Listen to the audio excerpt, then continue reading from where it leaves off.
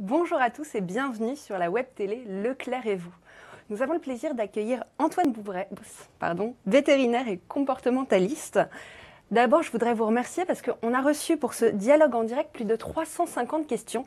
Alors, on va essayer de répondre à tout le monde, de faire notre maximum pour répondre à toutes ces questions. Antoine, ça va? Ça va très bien, enchanté. Vous êtes prêt? Enchanté. Ouais. Alors, on va commencer par une question de Rose qui nous demande quoi faire pour faire du canicross avec sa femelle boxer de 17 mois. Quels sont les conseils que vous pourriez lui donner par rapport à sa santé? Est-ce qu'il faut faire une écho cardiaque? Merci Rose. Alors, Rose, elle pose cette question parce que les boxers, ils ont certaines maladies génétiques au niveau du cœur. Donc, il faut prendre des précautions avant de lui faire du sport. Le canicross, c'est en fait de la course à pied avec son chien à côté, avec un harnais et une laisse un petit peu spéciale. C'est une activité qui est absolument géniale. Alors, le premier conseil d'ordre général pour tous les chiens, c'est qu'il faut y aller lentement et doucement. À 17 mois, le chien est bien formé, donc il peut commencer à faire du sport, mais il faut y aller progressivement. Comme n'importe quel athlète, il a besoin d'entraînement pour développer ses muscles et pour que ses tendons se fortifient un petit peu. L'échographie cardiaque, oui peut-être, pourquoi pas. Il faut en fait que son vétérinaire l'ausculte attentivement pour savoir s'il y a un souffle au cœur qui éventuellement indiquerait de faire des examens complémentaires un petit peu plus poussés. Mais ça, c'est un petit peu plus compliqué. Mais c'est une belle activité. D'accord. Alors une autre question de Marie, cette fois, qui demande si son chihuahua de 1 an ne veut pas manger de croquettes, et elle veut savoir si elle peut lui donner de la pâtée. Alors, il n'y a aucune contre-indication à la pâtée. Pâtée ou croquettes, les croquettes sont vraiment plus pratiques, mais il faut être clair, sont moins appétissantes pour un chien en général que les pâtés. Alors, surtout quand on donne des croquettes à disposition et de temps en temps, le matin et le soir, de la pâtée, très souvent les chiens deviennent sélectifs, c'est-à-dire qu'ils vont préférer la pâtée, ne pas manger les croquettes. Mais ça pose aucun problème dans l'absolu. Ce qui compte, c'est de donner de la pâtée de bonne qualité. Et sinon, il n'y a aucun problème. Les apports nutritionnels sont excellents dans les deux cas si c'est des produits de bonne qualité. Et comment on reconnaît des produits de bonne qualité, donc? L'emballage? Alors, les produits de bonne qualité, il faut lire les compositions. Chaque produit est différent et donc il faut voir un petit peu les compositions et voir si les matières premières sont de bonne qualité, mais ça, c'est un petit peu difficile. Merci beaucoup. Alors une autre question de Joffre qui demande comment punir son chat après une bêtise et lui faire comprendre qu'il n'a pas le droit de recommencer. Et qui vous remercie. Alors, c'est une bonne question parce que c'est très très difficile de punir entre guillemets un chat. Le lieu commun dit qu'il faut le prendre par la peau du cou et le gronder ou l'agiter, etc. C'est des bêtises, il ne faut surtout pas le faire. Les mamans ne punissent jamais leurs chatons en les agitant par la peau du cou. Elles les transportent d'un endroit à l'autre par la peau du cou, mais elles ne les agitent jamais comme ça. C'est quelque chose qui est très violent et le chat va vraiment passer un très mauvais moment. C'est pas du tout anodin. Donc, il ne faut pas le faire. L'autre question à se poser, c'est pourquoi est-ce qu'il faut le punir et est-ce qu'il va vraiment comprendre quelque chose ou est-ce qu'il va juste être terrorisé? Quand un chat fait un comportement indésirable, par exemple, s'il va gratter dans un pot de terre, l'idéal, c'est d'être disruptif, c'est-à-dire ne pas avoir d'interaction directe en touchant le chat, mais de lui envoyer un objet dessus, par exemple.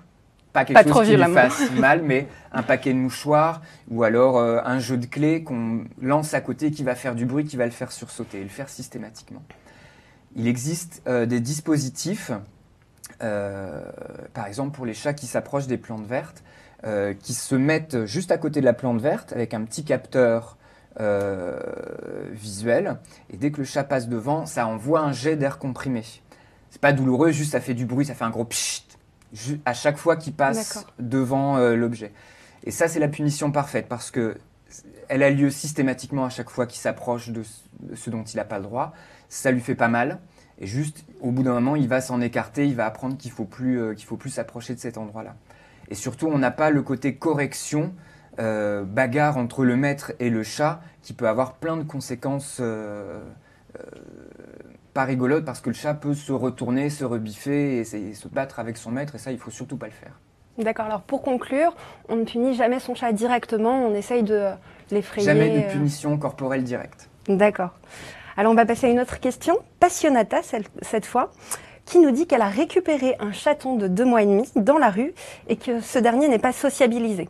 Donc il feule, il griffe, il mord. Elle a réussi une fois à le prendre, mais à peine reposé, il va se cacher et ne se laisse plus du tout approcher. Avec ruse, elle arrive à l'attraper une fois par jour, mais le manège se répète à chaque fois. Elle l'a depuis une semaine, qu'est-ce qu'elle doit faire? Alors, une semaine, finalement c'est peu de temps pour un petit chat qui, pendant ses 2 premiers mois, s'est développé dans un environnement totalement différent et probablement qu'il n'a jamais vu d'être humain. Donc pour le moment, ce petit chat de 2 mois et demi, l'être humain, c'est quelque chose d'inconnu et d'effrayant. De même que l'appartement dans lequel il vit actuellement. Donc c'est pas du tout son environnement et il faut hélas faire preuve d'une grande patience. Et il ne faut pas lui imposer un contact dont il n'a pas envie. C'est pas comme ça qu'il va s'y habituer, c'est-à-dire aller le chercher quand il n'en a pas envie pour le prendre, pour avoir une interaction forcée, c'est pas une bonne chose. Parce que il peut s'y habituer, mais tout aussi bien il pourrait s'y sensibiliser, ça peut être de pire en pire. Donc vraiment, il faut beaucoup de patience, être le plus neutre possible et ne lui apporter des petites friandises, des petits bouts de fromage, des petits bouts de jambon. Il faut l'amadouer. Voilà, vraiment, il faut l'amadouer, il faut l'apprivoiser pour le coup, parce que même si c'est un animal domestique, c'est pour le moment un petit sauvageon. Mais avec le temps, ça va très bien se passer, il est encore jeune, mais il ne faut pas forcer les choses. Passionnata, la patience est mère de sûreté. Alors une autre question de Tine, j'ai adopté un bichon et il a une hernie sur le nombril. Mon vétérinaire m'a dit que ce n'était pas grave, mais je trouve que ça grossit et je m'inquiète. D'accord. Alors, une hernie, en fait, c'est une petite boule de gras qui est ici au niveau du nombril pour le coup. C'est assez fréquent. Et en fait, c'est au niveau du nombril, il y a des muscles normalement qui se referment pendant la vie fétale. Et parfois, ça ne se referme pas complètement. Il y a un tout petit peu de gras qui est à l'intérieur de l'abdomen, qui ressort, qui se met à l'intérieur de cette ouverture et qui fait une petite hernie. D'accord. Si cette hernie, elle ne bouge pas, il n'y a rien de grave. Ça peut être complètement neutre, c'est-à-dire juste un petit peu de graisse qui est sous la peau et qui va rester complètement neutre. Par contre, si ça évolue, si ça se met à grossir, et surtout si ça se met à grossir du jour au lendemain, là il faut consulter parce que ça veut dire qu'il y a d'autres, soit encore de la graisse qui bouge et qui se met dans la hernie, soit éventuellement un petit peu d'intestin, c'est moche, qui passe dans la hernie. Et ça pour le coup c'est grave et il faut voir son vétérinaire si ça évolue. Mais il y a des animaux qui vivent toute leur vie avec cette petite hernie de 1 ou 2 cm qui ne bouge pas et ça pose absolument aucun problème. D'accord, alors allez consulter si ça grossit. Voilà. Une nouvelle question de Sissi. Bonjour Antoine.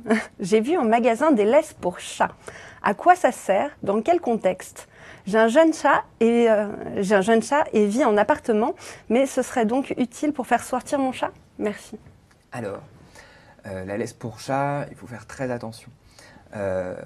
Déjà, s'il faut faire sortir son chat en laisse, quoi qu'il arrive, je vous conseille vivement de mettre un harnais plutôt qu'un collier. Si le chat a un grand coup de peur et que le collier est mal ajusté, il peut le retirer et se sauver. Donc il faut faire très attention.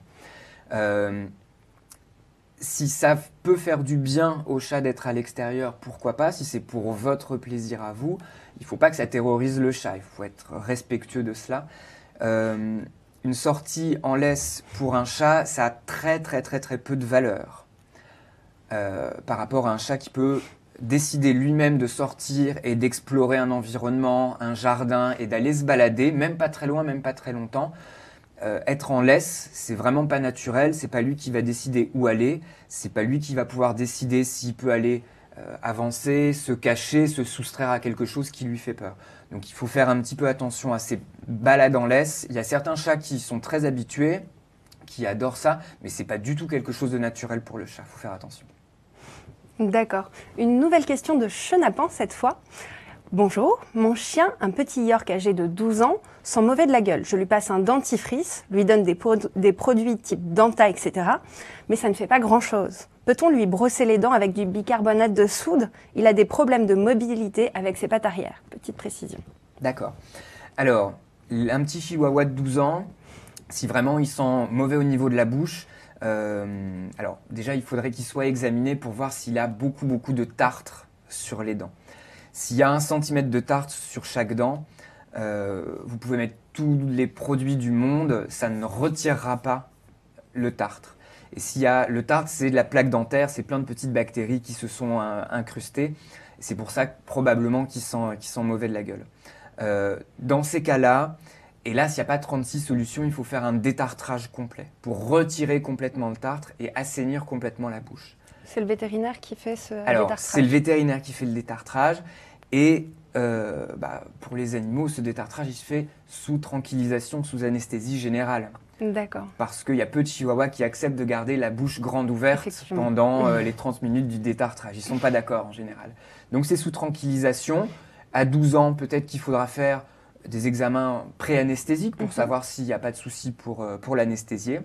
Et par contre, après le détartrage, une fois que la bouche est bien belle, on peut faire des dentifrices, pas le bicarbonate, ça ne sert pas à grand-chose, c'est compliqué, mais il y a des dentifrices et des petites lamelles à mâcher. Il y a plein de choses pour entretenir la santé bucco-dentaire. Mais s'il y a énormément de tartre avant, ça ne marchera pas. D'accord, merci. Alors, une nouvelle question de JP.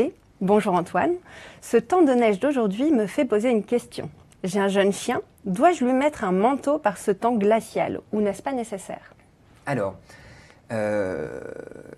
JP nous dit pas quel âge il a, son Alors, chien, on n'a pas de race. précision ni sur la race ni sur le chien. Alors peut-être justement... Du coup, JP, je ne vais pas pouvoir vous répondre de manière très précise, mais si c'est un chiot qui a 2 mois d'une toute petite race, il faut lui mettre un manteau et éventuellement le porter dans son bras dans un pull.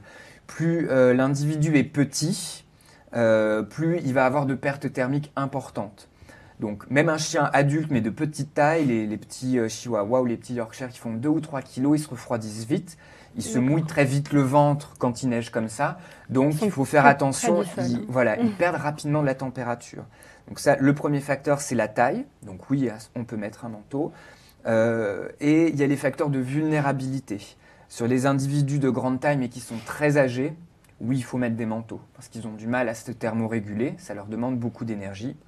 Et sur les jeunes, sur les très jeunes, s'ils ont vraiment 2-3 mois, moins de 10 kilos, on peut lui mettre un manteau. Ou alors faire des balades plus courtes, bien surveiller qu'ils ne se mettent pas à grelotter et bien le sécher en rentrant à la maison. D'accord, alors a priori, si c'est un grand chien rustique, pas besoin de manteau. Si c'est un grand chien de 6 mois, il peut faire une grande balade, ça va aller. Merci. Alors une nouvelle question de Eziram. Donc Fidji Beagle perd beaucoup ses poils toute l'année. Que faire? Alors, un petit beagle. Alors, c'est difficile. Si la perte de poils elle est constante, si le reste du pelage est beau, s'il a un poil qui est brillant, s'il n'a pas de zone où il a des rougeurs sur la peau, s'il n'a pas de zone sans poils du tout, ça peut être juste de la mue continue et c'est tout à fait normal, il n'y a rien de pathologique là-dedans. Donc vraiment la seule chose à faire c'est soit de le brosser, soit il y a des petits gants avec des picots en caoutchouc et on peut passer ça comme en le caressant pour récupérer les poils. Mais si le poil et la peau sont sains et sont beaux, bah, normalement il n'y a pas grand chose à faire. Il y a certains compléments alimentaires avec des oméga 3, des huiles oméga 6 qui permettent d'avoir une meilleure santé de la peau, du poil et du coup de renforcer un petit peu, de ralentir un petit peu les mus. Ça peut être éventuellement intéressant.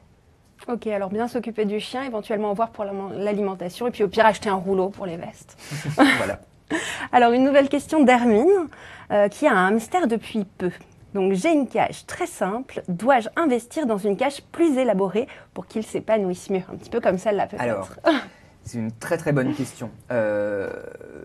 Il faut bien voir que tous les animaux, les chiens, les chats et les hamsters, ils ont besoin d'une certaine quantité d'activité. Okay, et même si c'est en cage, le fait de mettre un animal dans une petite cage de 20 cm par 20 cm, ou même une grande cage mais complètement vide, pour eux, le milieu est tellement pauvre qu'ils ne vont pas faire grand-chose de leur journée. Donc pour le bien-être des animaux captifs, puisque c'est le cas pour tous nos animaux de compagnie, il ne faut pas hésiter à systématiquement enrichir les environnements. Donc mettre des jouets, mettre différents substrats, c'est-à-dire d'un côté peut-être du foin, de l'autre de la litière, qui est plusieurs endroits différents, et encore à un autre endroit peut-être des couvertures ou un petit peu de coton pour qu'il puisse se cacher, pour qu'il puisse déchirer, pour qu'il ait vraiment le choix de différentes activités, différents endroits où s'installer, des petits trous d'exercice et des petits jouets. ou éventuellement un autre hamster, un copain pour aller avec. Ça peut enrichir l'environnement. Dans l'idéal, une grande cage, un copain et des accessoires. Plein d'accessoires. Il faut que ce soit Disneyland dans sa cage. Ça va alors. Une nouvelle question de Liliane. J'ai une chienne stérilisée qui est en excès de poids malgré les croquettes diététiques qu'elle doit prendre. Et elle doit prendre 2 cachets par jour pour la circulation du sang, qu'on a bien d'ailleurs du mal à lui faire avaler. Soit dans un morceau de viande, rien d'autre, quand elle est décidée. Alors j'imagine que la question c'est pour savoir comment l'aider sur cette perte de poids et comment lui faire ingérer ces cachets plus facilement. Ah, ok. Alors, les chiennes stérilisées, leur métabolisme est très très rapidement modifié. Et donc il y a un risque de surpoids. Donc, la vraie réponse à votre question, et j'en suis désolé, c'est de faire vraiment du préventif, c'est-à-dire dès qu'un animal est stérilisé, bien suivre sa courbe de poids. Parce que empêcher un animal de grossir, ça se fait, c'est pas facile, il faut être attentif. Faire maigrir un chien, c'est difficile, la preuve. Alors, il faut calculer une ration très précise, c'est vraiment ça qui est important.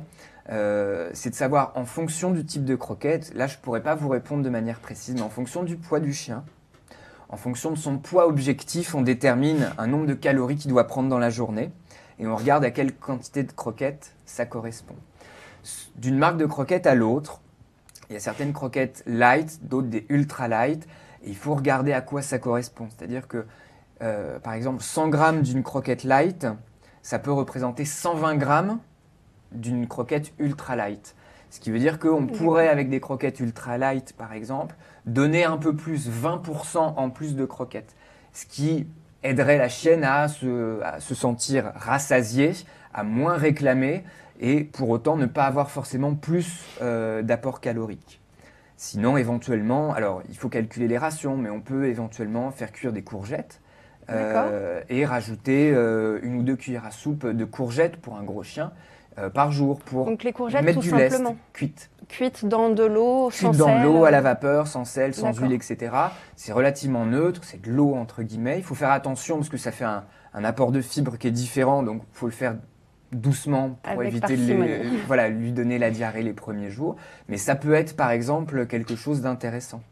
D'accord. Et pour donner le comprimé, il faut lui donner quand même quelque chose d'appétissant, qui soit pas trop riche. Alors un petit bout de fromage éventuellement, un petit bout de jambon, c'est pas énorme. Mais il faudra déduire le jambon, les calories du jambon de sa ration. D'accord, donc rentrer presque dans des calculs. Il faut calculer au moins une fois la dose pour savoir à peu près ce qu'on donne et quelle quantité on doit donner par jour. Et puis augmenter la dépense physique, évidemment, ça peut être très intéressant. D'accord. Merci. Alors une nouvelle question de Doudou. Donc bonjour, mon chat Doudou donc est un mâle castré de 3 ans. J'habite à la campagne et je pense qu'il a marqué son territoire, ce que doivent contester les autres chats aux alentours. Cela engendre quelques bagarres et Doudou rentre avec des égratignures. Quel produit faut-il pour le désinfecter? Merci. Alors, pour les griffures de Doudou, si c'est des petites balafres superficielles, alors en général c'est au niveau du cou, très souvent, au niveau de la face, vous pouvez mettre des désinfectants qui ne piquent pas, qu'on utilise pour nous humains. Comme par exemple bétadine. Alors, la bétadine, ça va être un petit peu colorant, c'est un peu irritant, et c'est un bon désinfectant, mais en termes de cicatrisation, c'est pas forcément génial. D'accord. En revanche, les produits désinfectants à base de chlorhexidine ne piquent pas, sont très très bons désinfectants. Il faut surveiller par contre dans les jours suivants les grosses bagarres, que Doudou il se mette pas à être un peu fatigué, qu'il n'y ait pas une grosse boule qui se mette à pousser ici ou là, parce que ça voudrait dire qu'en plus des griffures, il a eu une morsure qui est en train de faire un abcès. Okay. Et là, pour le coup, la désinfection ne suffit pas, il faut mettre sous antibiotiques, donc visite chez le vétérinaire. Et alors, petite précision, est-ce qu'il y a des désinfectants qu'on doit complètement proscrire? Non, a priori... L'alcool à 90, c'est une mauvaise idée pour Doudou. D'accord. Ça fait mal, non, c'est trop irritant. Merci. Alors, nouvelle question de Elliot, qui a un berger malinois de 5 ans. Adorable compagnon, sociable avec tout le monde, même avec son chat. Mais il a un défaut, je n'arrive pas à lui faire passer. Il ne supporte pas les autres chiens, surtout les mâles. Que dois-je faire? Merci. Ok. Alors, ça, c'est une question qui est très intéressante. Et la plupart du temps, alors, on ne sait pas si ce petit chien, il est castré ou pas. Alors non, pas de précision. Non. On a son âge. C'est un chien mâle. Les chiens mâles qui n'ont pas beaucoup de capacité sociale, ils ont du mal à se croiser dans la rue. Surtout en général quand on les présente en laisse et qu'ils ont commencé à leur jeune âge, au moment de la puberté, à se grogner un petit peu dessus. Et ben, en général, on les rattache, on les met de plus en plus en laisse, on esquive de plus en plus les congénères. Et du coup, ils désapprennent à se comporter correctement avec les congénères. Et c'est l'inverse qui se produit, c'est-à-dire qu'ils systématisent ces agressions vis-à-vis des congénères mâles. Donc, il y a plein de choses à faire, mais ça passe par un gros travail avec, je pense, un éducateur et éventuellement avec des éducateurs qui ont, eux, des chiens hyper compétents du point de vue social, qui vont se laisser grogner dessus par ce chien sans répondre, jusqu'à ce qu'ils s'arrêtent et que finalement ils arrivent à des rituels de présentation, de communication et qu'ils réapprennent à se présenter. Et ça doit se faire dans un cadre vraiment sécurisé, avec un professionnel de l'éducation, éventuellement avec d'autres chiens qui ont l'habitude de ces exercices-là, et dans un cadre sécurisé. Il ne faut surtout pas demain détacher la laisse dans la rue et le laisser aller voir les autres chiens parce que ça risque de ne pas se passer correctement, évidemment. Autre précision, si ce chien n'est pas castré, il y a une bonne amélioration. Ce n'est pas la solution absolue, c'est pour ça que j'en parle en dernier. Il faut vraiment être clair là-dessus. Mais le fait de castrer un chien mâle qui a des difficultés relationnelles avec les autres chiens mâles en particulier, ça améliore de 60% ses problématiques. Ce n'est pas la solution totale, c'est-à-dire que si ce chien il n'est pas castré, qu'on fait une castration, demain dans la rue il se comportera de la même manière. Mais le cumul des deux, en fait la castration va diminuer l'impulsivité vers les autres mâles. Donc ça peut être un facteur de réussite intéressant. Mais il y a un boulot d'éducateur à faire avant. D'accord, ouais. Avant donc la castration, avant, pendant, après. Il faut surtout envisager, ne pas encourager le comportement de l'animal en le désociabilisant et puis aller voir un éducateur. Voilà, exactement. Merci. Alors, nouvelle question de Jean-Claude cette fois. Notre chat adore manger les reliquats de nos repas, comme lécher une assiette, un bol. Cette pratique est-elle déconseillée? Alors, déconseillée d'un point de vue santé, a priori non. Mais avec modération, c'est-à-dire que si ce chat il boit l'équivalent de 2 cuillères à soupe de sauce de viande très grasse, ça peut lui faire un apport calorique et en gras conséquent. Donc ça, il faut faire attention. Mais si ce chat il n'a pas de problème de surpoids, en termes d'alimentation et de santé, ça pose vraiment pas de souci. Il ne faut pas lui donner de chocolat, par contre. Tout sauf mais le sinon, chocolat. Voilà, ça ne pose pas de problème particulier. Il ne faut pas que ce soit trop riche. Après, en termes de comportement de manière stricte, pareil, ça pose aucun problème de récompenser son animal et de partager quelque chose, une friandise avec lui à table. Mais, il y a un mais, il y a toujours un mais. En lui proposant cela, il va s'y habituer et il va potentiellement le réclamer. Donc en fonction du tempérament de l'animal que vous avez en face, qui est avec vous et qui vit tous les jours avec vous, il risque de réclamer de manière plus ou moins constante et insistante cette petite récompense. Donc il faut savoir si on arrive à gérer son chien ou son chat, etc. Il y a certains chats qui restent sur la table et qui remontent 25 fois tant qu'ils n'ont pas leur récompense. Et d'ailleurs, il n'y a pas de problème à laisser le chat manger sur la table. Il ne faut pas le laisser plutôt au pied, au niveau de... Ça n'a aucune importance si ce n'est en termes d'hygiène. Avoir un chat sur la table, voilà, il y a des poils, des parasites éventuellement, etc. Donc il faut savoir ce qu'on fait. Alors un petit mot de Wouf qui voulait juste nous remercier pour ce live qui est très intéressant. On apprend beaucoup. Merci Wouf. Merci. On continue donc avec une question de Cerise qui dit bonjour premièrement et qui aimerait adopter des inséparables. Mais elle a peur que ça fasse trop de bazar sonore. Rendre fou ses voisins peut-être. Est-ce que ça sera forcément le cas? Alors, ça ne sera pas forcément le cas, mais je ne connais pas ses voisins. Je ne sais pas à quel point ils sont tolérants. Les niveaux sonores sur ces petits oiseaux-là sont pas catastrophiques et c'est surtout situé plutôt pendant la journée. Donc en général, on arrive aussi avec des bons aménagements et des bons équipements à avoir des oiseaux qui ont assez d'activité et qui pareil, hein, si la cage est de bon volume, en général, ils arrivent à avoir de l'activité, des interactions entre eux. Ils vont chanter, c'est sûr. Ça amène pas des décibels infernales. C'est pas comme un perroquet, en revanche, ça peut vraiment, vraiment hurler très, très, très, très fort. Mais les inséparables, c'est des niveaux sonores à peu près tolérables. Donc peut-être demander aux voisins avant, mais a priori, ça devrait aller. Voilà. Une nouvelle question de C'est moi, qui nous dit « Bonjour, tout le monde est très poli ce soir, ce midi, pardon. Comment faire pour que 2 chats mâles et femelles s'entendent sous le même toit ? Une minette de 4 ans et un chat de 8 mois adopté à la SPA, la minette se fait un malin plaisir à courir vers lui pour lui donner des coups de patte avec ses griffes. Cordialement. » Ok. Alors, déjà, c'est cool d'avoir adopté un petit chat, un nouveau à la maison. Donc ça, félicitations. Alors, pour le nouvel arrivant à la maison, il y a 2 règles pour les chats. La première, c'est de prendre sur soi et dans 99% des cas, il faut laisser faire. Si on a des chats qui sont à peu près, au niveau comportement, qui sont à peu près normaux, la plupart du temps, ça fait beaucoup de bruit. Ils peuvent se bagarrer, ils peuvent se sauter dessus, ils peuvent se mettre des coups de patte parfois. Ça peut faire beaucoup de bruit, on appelle ça des escarmouches. Il peut même y avoir un petit peu de poils qui volent, mais dans 99% des cas, il y a rarement de blessures graves. Ça, c'est la première chose, mais il faut prendre sur soi. Il ne faut jamais les présenter dans les mains, comme ça, en les forçant à se rencontrer. C'est bête, mais les gens veulent pas qu'il y ait de bagarre, donc ils veulent contrôler le chat et ils les présentent dans les mains.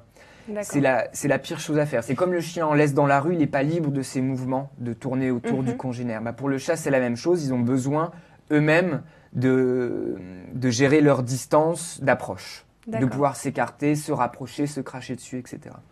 Donc, il faut les laisser faire. Il ne faut surtout pas punir. C'est ce qu'on disait tout en début. C'est-à-dire que le chat qui crache parce qu'il a peur d'un congénère, parce qu'il est acculé, si on le punit en lui mettant une tape, il va prendre ça évidemment comme une agression.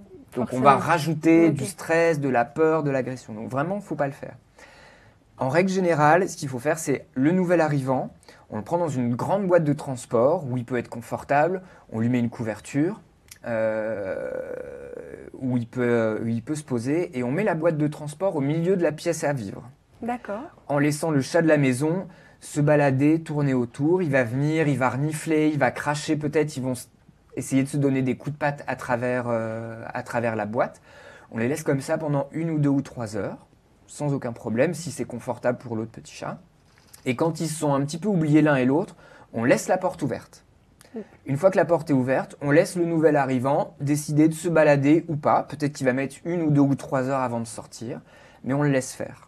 On le laisse spontanément sortir. Et si l'autre le guette ou si l'autre l'attend à la sortie, il pourra retourner se planquer dans sa petite boîte. Et après, les choses vont se faire naturellement. Mais alors, dans le cas précis, l'adoption est déjà faite. Donc, comment un petit peu calmer le jeu ? Alors, les choses vont se faire naturellement a priori. C'est-à-dire que pour le moment, la minette continue à aller lui mettre des petites baffes. Je pense qu'elle va l'accepter rapidement. Il faut laisser faire. Il ne faut pas hésiter à enrichir encore une fois. Je le redirai à chaque fois sans hésiter parce que c'est vraiment très important. Enrichir l'environnement. Qui est 3, 4, 5 gamelles de croquettes à la maison pour qu'ils puissent aller choisir un endroit sans croiser la minette de 5 ans, qu'ils puissent aller manger ailleurs, qu'il y ait au moins 2 litières, qu'il y ait plein d'endroits pour se coucher et plein d'endroits pour se cacher, des endroits pour monter dans la commode pour aller se planquer un petit peu. Et petit à petit, ayant chacun leur partie privatisée, la colocation va s'instaurer petit à petit dans les zones communes. Donc laissez faire. Ouais, laissez faire enrichir l'environnement. Alors une nouvelle question de Victor. Bonjour, mon chat Ciboulette fait ses besoins dans les plantes de la maison. Comment faire pour qu'elle arrête ? Alors, la malpropreté chez le chat, il y a plein de choses à évoquer. Si elle fait dans les plantes, peut-être qu'elle a eu l'habitude, peut-être qu'elle sortait, on ne sait pas si elle sort ou si elle est en appartement. Peut-être qu'à un moment donné dans sa vie, elle sortait, qu'elle faisait ses besoins dehors dans la terre. Donc peut-être que c'est le substrat, la terre, qu'elle préfère pour faire ses besoins, tout simplement. Et peut-être que la litière artificielle que nous, on lui a mis en place, on a décidé que c'était là-dedans qu'elle devait faire pipi, mais peut-être que c'est pas ce qu'elle préfère. Si c'est le cas, c'est vraiment la situation la plus simple, il suffit de mettre du terreau dans la litière. D'accord. Et éventuellement de mettre une petite protection par-dessus la plante verte. Et éventuellement, pas de répulsif autour de la plante, mais le petit système dont on a parlé tout à l'heure, où dès qu'elle passe devant, il y a une petite fenêtre optique qui s'allume et pchit, il y a un petit pchit qui la chasse. Ça peut être intéressant. En revanche, il faut savoir, et bon, là on n'a pas les informations, mais il faut savoir si elle fait pipi 10 fois par jour. Est-ce qu'elle n'a pas une cystite, cette minette? Est-ce qu'elle faisait avant dans son bac, mais que maintenant elle a décidé d'aller dans un autre endroit? Peut-être qu'elle avait mal en faisant pipi parce qu'elle avait des problèmes urinaires, des problèmes de santé, et que ça lui faisait mal, et que du coup elle a décidé de changer d'endroit pour essayer à un autre endroit.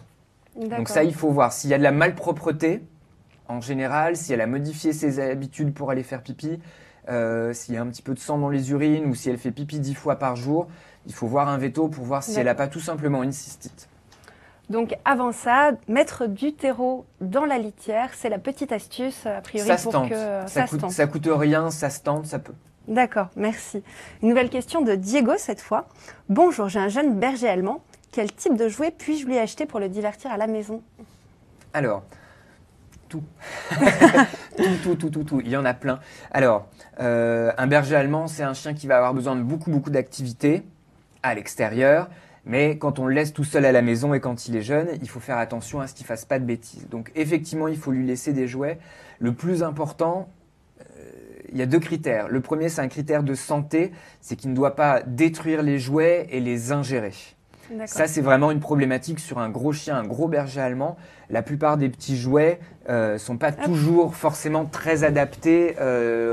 C'est vraiment une question de gabarit et de mâchoire. Donc il faut faire attention là-dessus. Ceux qui font du bruit, ça peut être marrant, pour les voisins, pas forcément. Donc ça à choisir. Le plus important, c'est qu'il ne se blesse pas, qu'il n'avale pas de morceaux de jouets.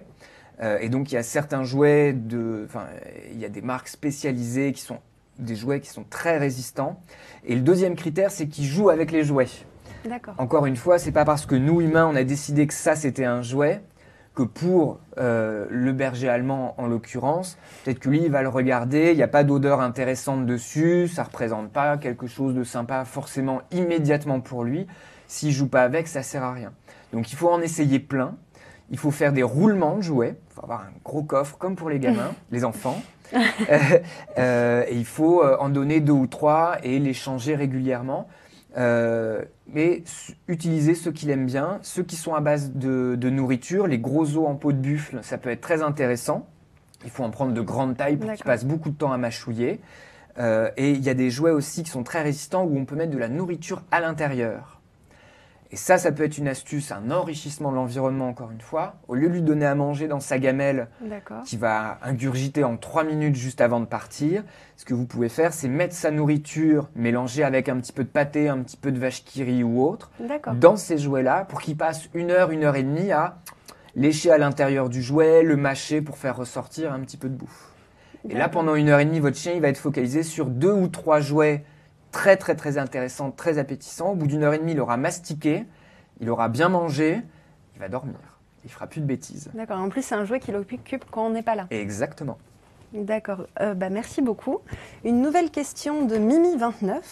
Ma chatte a 9 ans et depuis qu'elle est petite, elle a tendance à se jeter sur la gamelle et à manger très vite. Et après, à tout vomir.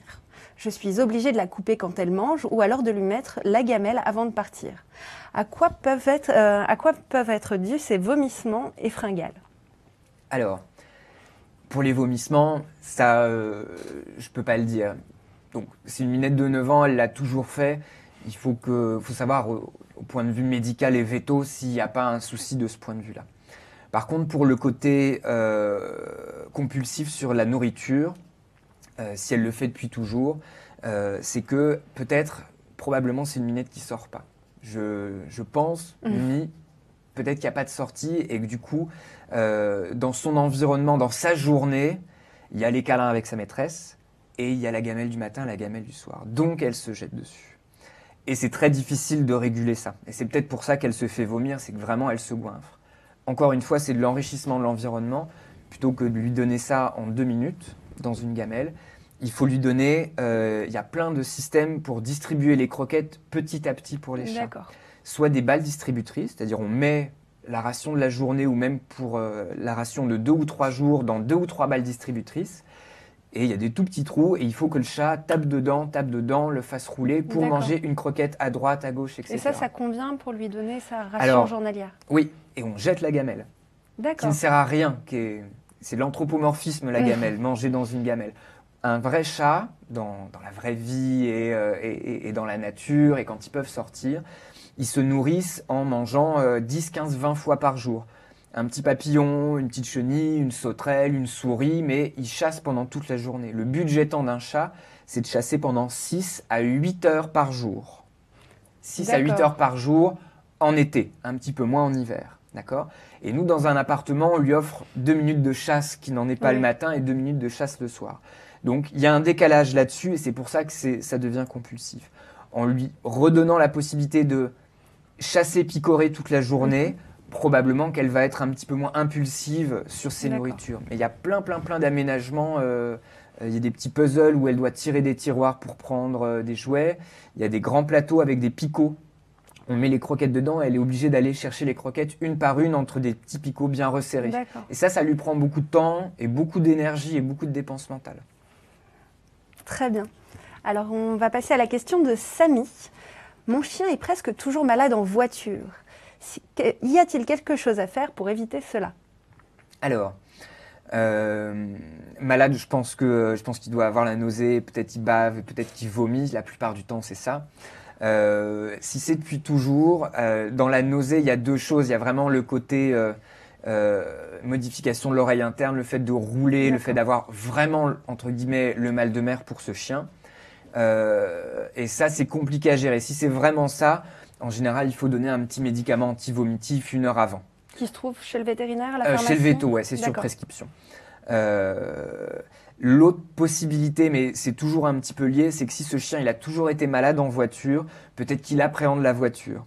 Éventuellement, ce qu'il faudrait essayer de faire, c'est un test, hein, ça coûte rien, c'est d'essayer de voir si ce chien, quand on le met dans la voiture non roulante, sans démarrer, s'il se met déjà à baver.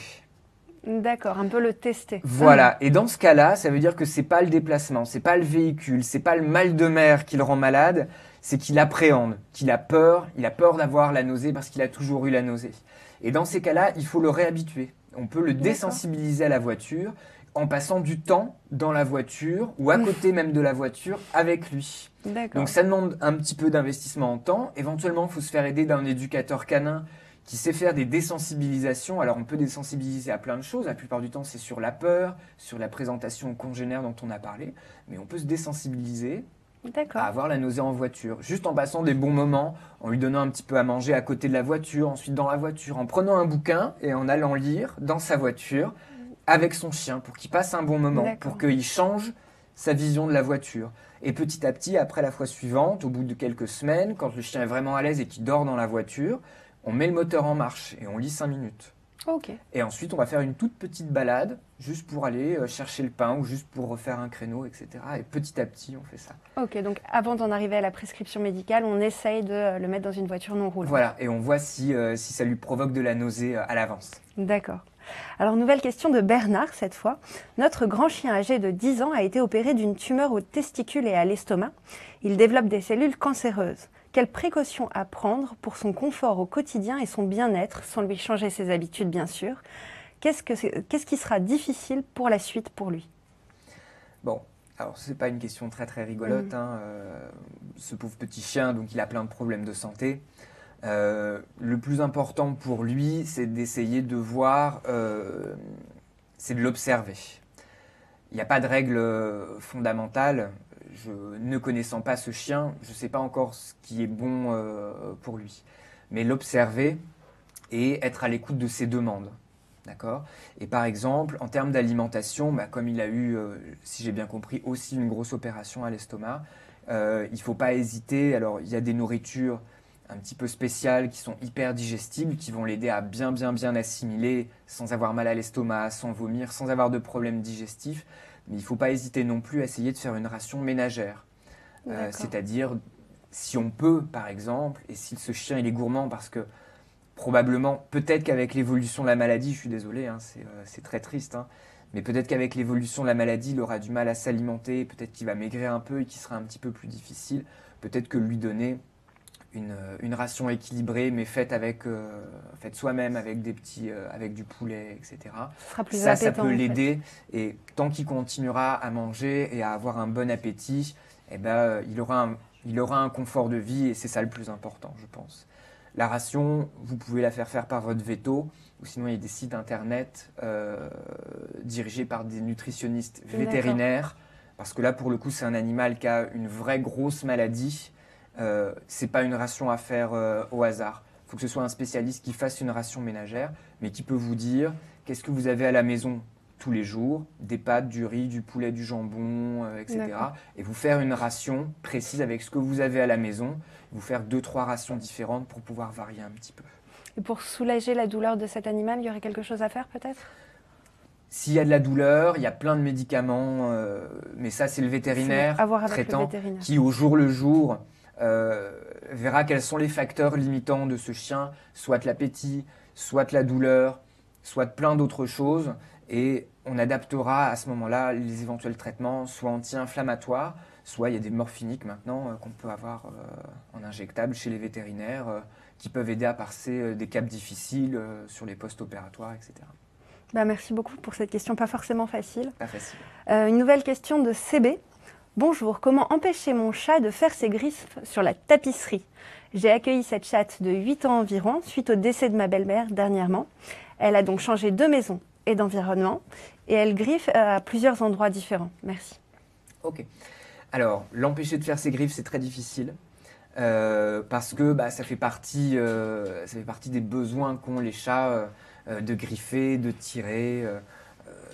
C'est vraiment un comportement normal pour le chat. C'est indésirable pour nous, mais ce n'est pas un comportement anormal. C'est d'autant plus logique pour un chat qui vient d'arriver dans un nouvel environnement, parce que on considère que ça participe d'une sorte de marquage visuel pour un chat de mettre ses griffes, et éventuellement aussi olfactif. On dépose certaines odeurs. Ce qui est très difficile, c'est que donc il faut qu'elle le fasse dans son nouvel environnement. Il ne faut pas hésiter à essayer d'orienter ce comportement. En général, c'est très souvent sur des angles, sur des montants de porte, par exemple, ou sur la fameuse tapisserie. des montants de fauteuils, ou sur des coins de table, par exemple, où vous allez voir le chat qui va venir se frotter comme ça. Là, pareil, c'est pour déposer des odeurs apaisantes partout. Donc, il ne faut pas hésiter aux endroits où elle va griffer à mettre un griffoir. D'accord. C'est bête, mais si elle a envie de le faire, vous mettez un griffoir non pas horizontal, mais bien vertical. À cet endroit-là, peut-être que c'est là qu'elle préférera le faire. Ça peut diminuer avec le temps, mais il faut lui offrir des supports de griffoir et éventuellement lui mettre des arbres à chat avec de la corde autour pour qu'elle puisse faire préférentiellement ses griffes dessus. Et si vraiment il y a des meubles qui sont très précieux et sur lesquels vraiment il ne faut pas que le chat fasse ses griffes, si vraiment il y a plein d'autres endroits, d'autres possibilités qu'on lui offre pour faire ses griffes et qu'on veut en retirer une, pas 25, on peut mettre le petit pchit dont je vous parlais avec détecteur de mouvement pour qu'il s'en écarte. Mais à aucun moment, il est question de mettre le pchit devant tous les meubles et d'en mettre 25 à la maison. Ça serait invivable parce même que dès que le chat bouge, il se prend un pchit. Effectivement, il griffera pas, mais il sera super stressé, super anxieux. Donc il faut lui offrir la possibilité de le faire et éventuellement restreindre un endroit particulier, mais pas plus. D'accord. Alors, on va bientôt arriver à la fin de ce live chat. Il ne nous reste plus que 3 questions. Alors, celle d'Héloïse, premièrement. Bonjour Antoine. J'ai un jeune caniche abricot. À quel rythme dois-je le laver pour ne pas lui abîmer la peau, mais qu'il reste propre? Merci de vos conseils. Alors, s'il n'a aucun problème de peau, en général, on peut faire des shampoings toutes les semaines ou toutes les 2 semaines, si vraiment on veut qu'il soit très beau et qu'il sente très bon. Il faut juste choisir des shampoings qui soient bien adaptés. D'accord. C'est-à-dire que les chiens n'ont pas du tout la même peau, pas le même pH, etc. Donc il faut que ce soit des shampoings qui soient pour les animaux. Et si on se rend compte, par exemple, qu'en faisant des shampoings tous les 15 jours, il commence à avoir un petit peu de pellicule ou qu'il se gratte un peu après le shampoing, à ce moment-là, il faut choisir des shampoings pour les peaux un peu sensibles. Il y a plein de gammes de différents shampoings pour les peaux très sensibles. Sur des animaux qui ont des problèmes de peau, alors pour le coup spécifique Ouais. des vrais problèmes de peau, des peaux allergiques ou autres, il y a certains chiens pour lesquels on prescrit 2 shampoings par semaine. D'accord. D'accord? Mais ce sont des shampoings qui sont spécifiques et qui vont permettre au contraire de nourrir la peau et de bien l'hydrater. Puis là, on est dans la prescription vétérinaire. Là, c'est de la prescription, oui. Mais voilà, il y a des shampoings qu'on peut utiliser 2 fois par semaine. Il faut vraiment que ce soit des shampoings qui soient nourrissants, hydratants, avec des sphingolipides pour bien garder le film de la peau intact. Mais sinon, tous les 15 jours. On peut commencer tous les 15 jours, oui. Et surtout pas les shampoings pour humains. Non, D'accord, à proscrire. ça risque d'irriter la peau. D'accord, merci. Alors, une nouvelle question de Gilles. Est-ce que je peux donner des gourmandises à mon chien? Ah, Ah ah. Gilles. Qu'est-ce qu'une gourmandise? Alors, ça dépend ce qu'est une gourmandise, mais ça va reprendre un petit peu ce qu'on disait pour les restes de table. Les gourmandises, oui, mais sans excès. Si c'est du saucisson, une petite rondelle à droite à gauche, pourquoi pas, mais 2 saucissons par jour, ça va être dans l'excès, il va être malade évidemment. S'il n'a pas de problème de surpoids, vous pouvez lui donner des gourmandises, mais par exemple, lui donner pour le récompenser d'un bon comportement, quand il est resté au calme. Quand il s'est bien comporté pendant une balade ou quand il a croisé un congénère en laisse sans aboyer, une fois que c'est fini, on peut le récompenser par exemple. Donc là, c'est plus de la gourmandise, c'est de la récompense. Mais on peut le faire. Beaucoup de systèmes d'éducation sont basés sur la récompense, etc.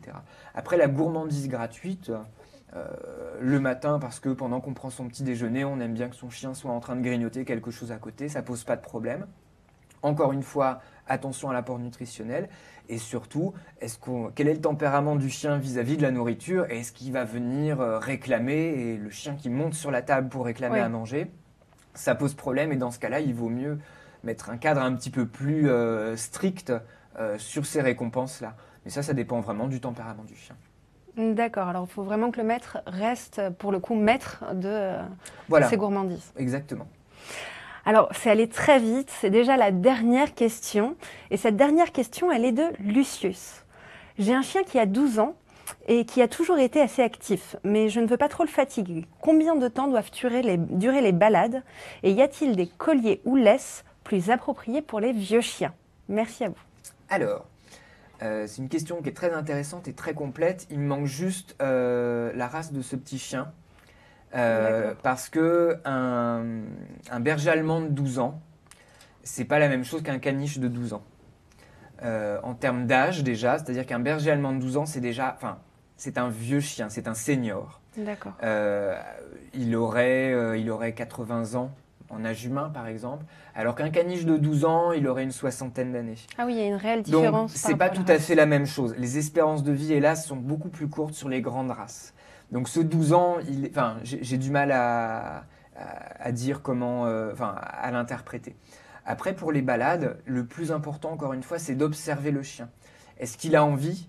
Est-ce que ça lui fait plaisir? Est-ce qu'il est partant? Est-ce qu'il est avenant? Est-ce qu'il a lui envie de se balader? Ou est-ce qu'il est derrière et qui traîne la patte? Et c'est l'observation en fait qui va vous faire dire on peut continuer la balade ou ça lui fait mal, ou il en a marre, ou ça ne l'intéresse pas, ça ne le stimule pas. Donc c'est plutôt ça en fait qui va être intéressant. Et du coup dans ce cadre-là, il y a aussi quelle balade? Parce que la durée c'est une chose, mais il y a des chiens, pour certains chiens, se balader 5 minutes dans la rue en centre-ville en laisse, bon, ça les embête, ils savent qu'ils doivent faire leurs besoins. Pour les chiens un peu casaniers, ils font leur pipi, leurs besoins, et ensuite ils ont envie de rentrer à la maison.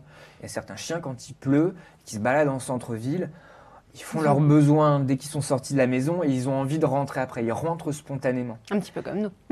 Un petit peu comme nous. Mais on ne fait pas pipi dans la rue. Non, c'est après, pour la sortie. En revanche, il y a d'autres chiens. Une petite précision, désolée de vous couper, c'est un labrador. C'est un labrador de 12 ans. Okay. Voilà. Donc, ça commence à être un petit papy. Donc, il faut bien l'observer. Et donc, comme je disais, 5 minutes dans la rue, ça peut ne pas du tout le motiver. Alors que 5 minutes au bois avec des copains chiens, là, ça peut être pour lui beaucoup plus attrayant. Donc, vraiment, il faut regarder s'il est motivé, s'il va vers des congénères, s'il est devant pour aller explorer, renifler, se balader, ou s'il se couche et s'il reste dans son coin. Donc, c'est vraiment par l'observation qu'on va pouvoir voir des choses comme ça. Alors après, ça dépend de son état de forme, mais une grande balade de 3/4 d'heure, et on voit un peu après comment ça se passe, et voir si le lendemain, il n'a pas de rhumatismes qui se sont réveillés. 3/4 d'heure, c'est une grande balade pour un labrador de 12 ans, par exemple. D'accord. Et s'il n'a pas du tout envie de sortir, comment faire pour le motiver? Alors, si c'est tous les jours qu'il n'a pas envie de sortir, il faut voir à 12 ans, il faut voir s'il n'y a pas un souci de santé qui le gêne derrière. Est-ce qu'il n'est pas malade?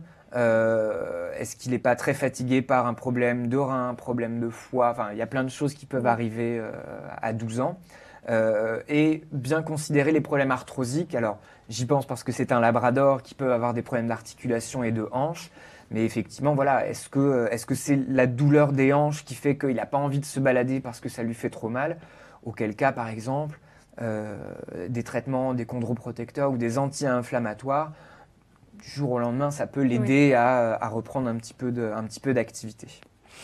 C'est déjà fini, Antoine. Alors, merci pour toutes vos réponses. Merci à vous. Est-ce que vous auriez un petit mot pour conclure? Pour conclure, il faut savoir respecter les besoins de ces animaux. En voulant bien faire, des fois, on oublie un petit peu, mais enrichir leur activité, sortir, jouer avec eux, n'hésitez pas, profitez de vos animaux et enrichissez leur environnement, et n'oubliez pas que ils sont tributaires de vous, donc offrez-leur plein de choses, plein d'espace, plein de copains. Merci beaucoup Antoine, et puis merci à vous tous pour toutes ces questions. Dans les jours à venir, vous pourrez retrouver ce dialogue en live sur Internet, et nous vous donnons rendez-vous très bientôt pour de prochains événements en direct sur la web télé de Leclerc et vous. Bonne journée.